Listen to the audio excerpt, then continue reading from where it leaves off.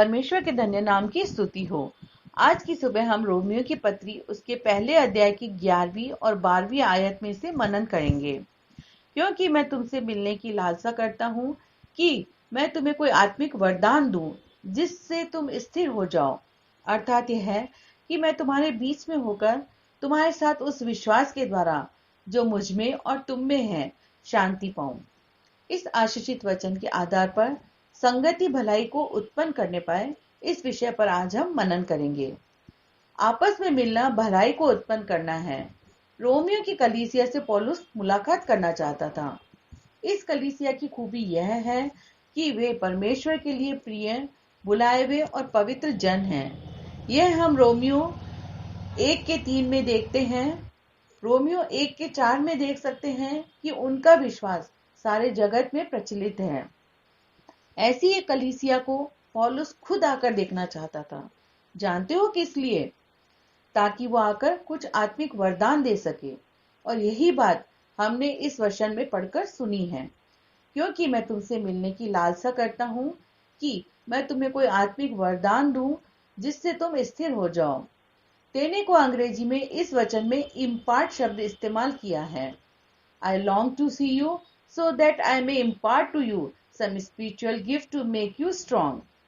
प्रेरित पौलुस रोम की कलीसिया के साथ मुलाकात करने के द्वारा वह इस कलीसिया में कुछ आत्मिक वरदान उंडेलना चाहता है।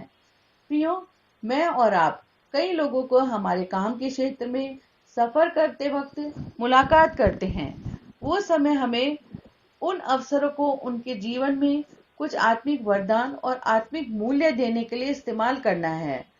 वो हमारे लिए वचन प्रचार और उपदेश देने वाला समय नहीं है, बल्कि हमारी खुद के जीवन से उनके सामने जीकर दिखाने का समय है।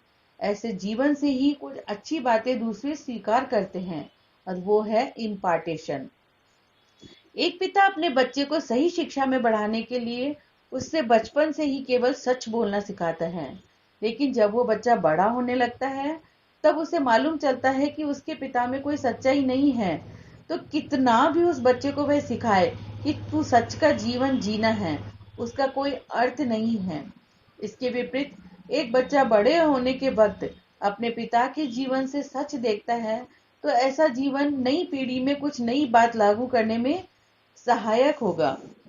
प्रियो, जब हम दूसरों से मुलाकात करते हैं तो बुराई, दोष की सोच, क्रोध, कड़वाहट, नफरत उनके जीवन में ना फैलाएं, बल्कि कुछ आत्मिक गुण, कुछ अच्छी बातें, प्रकाशन, दर्शन, वचन दूसरों के जीवन में उंडेलने के लिए हमारी उसके साथ का मुलाकात एक अच्छी स्वस्थ मुलाकात बनने पाए। आज की सुबह मेरी प्रार्थना आप सबके लिए यही है। इसके लिए प्रभु हमारी मदद करे। आमीन। आइए हम प्रार्थना करें।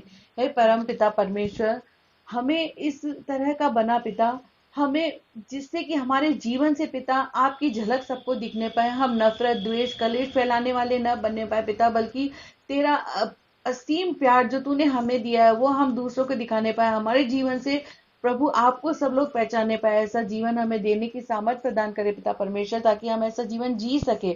छोटी सी प्रार्थना विनती यीशु मसीह के सामर्थी नाम से मांगते हैं। आमीन। आप सभी का दिन आशीषित।